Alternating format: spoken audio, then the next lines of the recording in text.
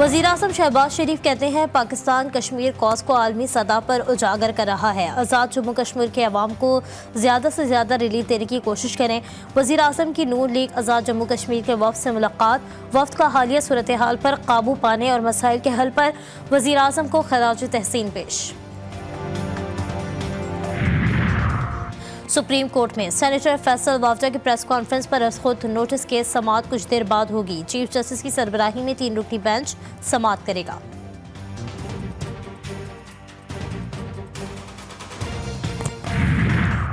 Lahore high court की मातहत अदलिया की जजेस की तैनाती के लिए हुकूमत को 3 हफ्ते की मोहलत। चीफ जस्टिस ने रिमार्क्स दिए कि हमारी किसी इदारे से लड़ाई नहीं, पार्लियामेंट में देखने वालों को कभी देखना और सोचना चाहिए। अब ज़बानी कलामी बात ना की जाए बल्कि अमली इकदाम किया जाए।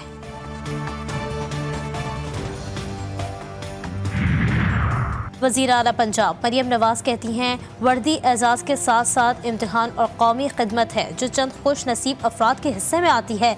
वो वक्त दूर नहीं जब हम पुलिस पर लगे धब्बे धोएंगे। बेतियां ट्रेनिंग सेंटर में एलीट फोर्स पंजाब की पासिंग आउट परेड से खिताब।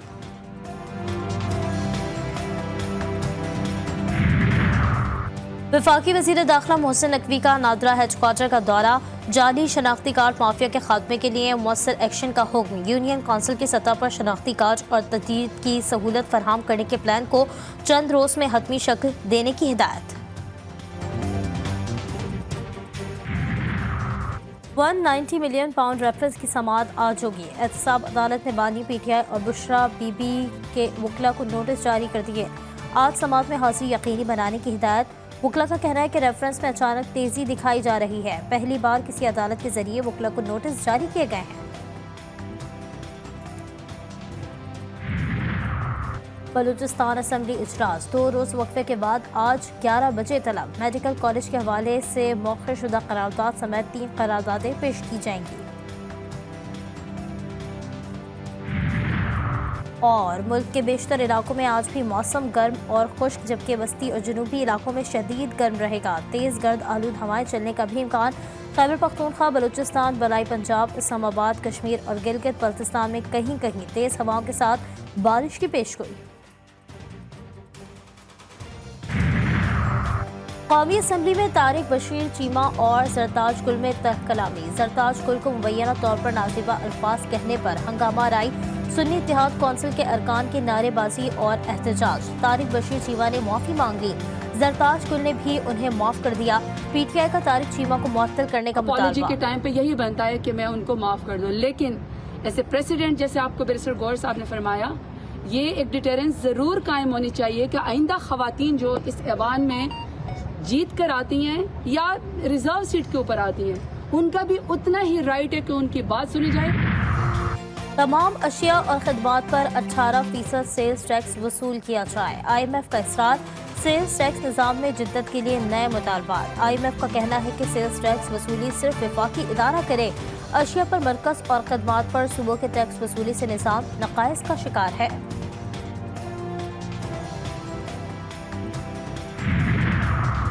पाटा और पाटा भी टैक्स नेट में आएंगे। मजीद टैक्स छूट नहीं मिलेगी। वज़ीर खजाना मोहम्मद औरंगजेब खान का 2 टोक मौक़िफ़। कहा साबका पाटा और पाटा के टैक्स और ड्यूटी छूट का इस्तिस्ना 30 जून को खत्म हो रहा है। 6 साल से इस्तिस्ना चल रहा है जिसे वापस लिया जा रहा है। कोई नई कानून साजी तजवीज़ नहीं कर रहे।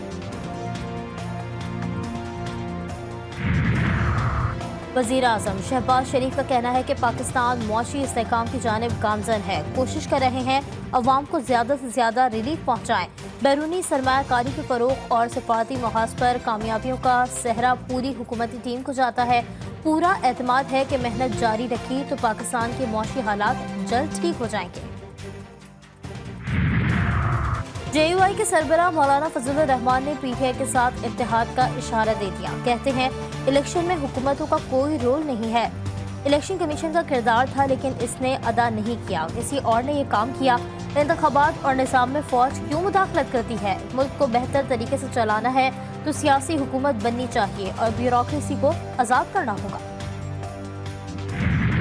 बात है कि एक सियासतदान जो है वो दोहरी शहरियत नहीं रख सकता, लेकिन एक जज जो है वो दोहरी शहरियत रख सकता है। ये अजीब ही बात है भाई। कल कोई इंडियन नेशनल होगा, उसके पास वो आकर हमारे मुल्क का जज बन जाए। एक जज साहब है जो हाउसिंग सोसाइटी के मालिक हैं भाई, मुबैना तौर पर कि जजेस के ऊपर डुअल नेशनलिटी की कोई पाबंदी नहीं। तो भाई आइन में तरमीम होनी चाहिए, फिर पाबंदी होनी चाहिए भाई। जजेस की हुकूक की पामाली हो रही है, एक खत पे 100 मोटो एक्शन हो गया।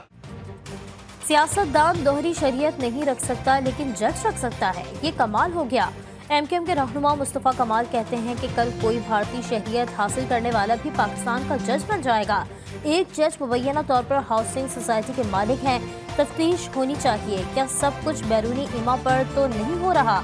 जजेस के खत पर खुद नोटिस ले लिया, लेकिन सूदी निज़ाम के फैसले पर अपील पैनल नहीं बन सका।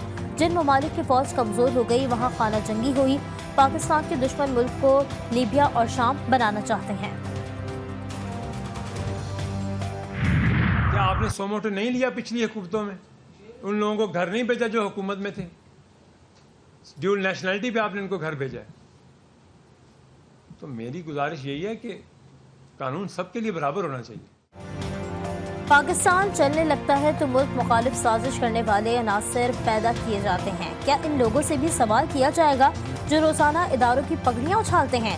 इस्तेकाम पाकिस्तान पार्टी के रहनुमा ओन चौधरी की प्रेस कॉन्फ्रेंस। बोले, ये इदारे हमारी शान है, हमारी इज्जत है। मुअज़्ज़ज़ अदलिया से सवाल है, कौन लोग इदारों को आपस में लड़वाना चाहते हैं?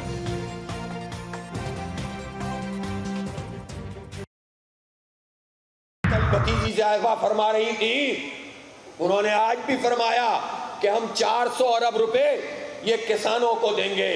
भाई इन 400 अरब रुपए से आप अगर इनसे गंदुम खरीद लेते तो ये मसला हल हो जाता, ये भी खुशहाल हो जाते और अगली फसल की तैयारी करते।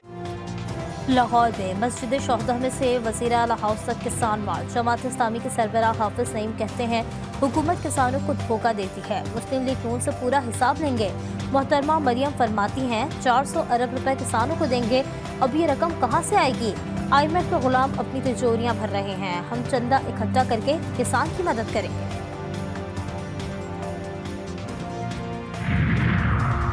वज़ीर आला खैबर पख्तूनख्वा की धमकी काम कर गई। चीफ पेस्को के अमले के साथ अली अमीन गंडापुर से मुलाकात। सूबे में लोड शेडिंग का नया शेड्यूल जारी करने पर इत्तेफाक। वज़ीर आला ने कहा कि डिप्टी कमिश्नर्स और DPOs शेड्यूल की मॉनिटरिंग करें। 1 मिनट ज्यादा की भी लोड शेडिंग हो तो पेस्को के एक्सिंग के खिलाफ FIR दर्ज की जाए।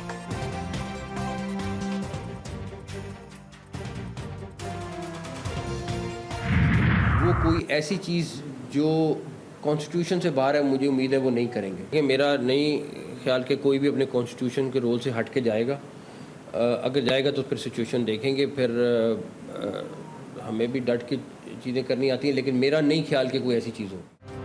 वफाकी वज़ीर दाखिला ने वज़ीर आला खैबर पख्तूनख्वा के बयानात का नोटिस ले लिया। मोहसिन नकवी कहते हैं, अली अमीन गंडापुर समझदार आदमी है। कोई भी अक्लमंद आदमी किसी इमारत पर कब्जा करने का नहीं सोच सकता। अगर कोई ऐसा सोचेगा तो निपटा जाएगा। गवर्नर राज से मुतालिक सवाल पर कहा कि कोई भी आईनी किरदार से नहीं हटेगा, अगर जाएगा तो देखेंगे। मुल्क के बेशतर इलाकों में आज भी मौसम गर्म और खुश्क, जबकि वस्ती और जनूबी इलाकों में शदीद गर्म रहेगा। तेज़ गर्द आलूद हवाएं चलने का भी इम्कान। खैबर पख्तूनख्वा, बलूचिस्तान, बलाई पंजाब, इस्लामाबाद, कश्मीर और गिलगित बल्तिस्तान में कहीं कहीं तेज़ हवाओं के साथ बारिश की पेशगोई। गजा में सूरत हाल बेहतर न हो सकी। रफा, जबालिया समेत मुख्तलिफ इलाकों में शदीद बमबारी से दर्जनों अफराद शहीद और जख्मी। वहशियाना बमबारी से गजा का बड़ा हिस्सा नक्शे से मिट गया। तमाम अस्पताल गैर फाल। इमदाद न पहुँचने से लोग भूख से मरने लगे। सहूनी हुकूमत ने ऑपरेशन में तेजी लाने के लिए मजीद फौज भेज दी।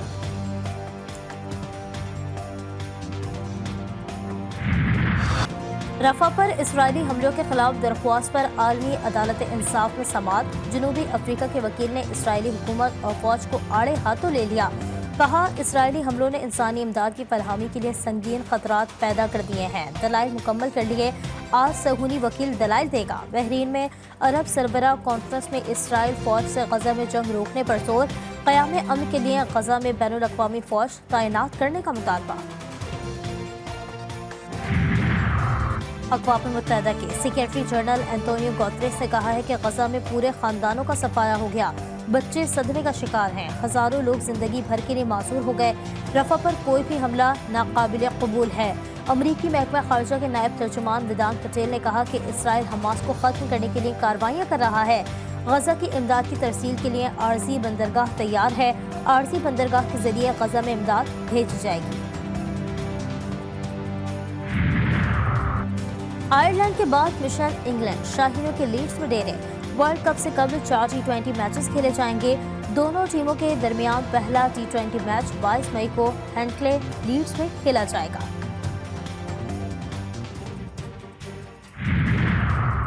ICC T20 वर्ल्ड कप की तैयारियां आखिरी मराहिल में दाखिल। आगाज 2 जून से होगा। आलमी शोहरत याफ्ता एथलीट यूसेन बोल्ट का T20 वर्ल्ड कप में कबल ही न्यूयॉर्क में स्टेडियम का दौरा। मीडिया से गुफ्तगू में वेस्ट इंडीज की जीत की ख्वाहिश का इजहार किया। कहते हैं, हमारी टीम के अच्छे बल्लेबाज जमकर खेलें तो हम वर्ल्ड कप जीत सकते हैं।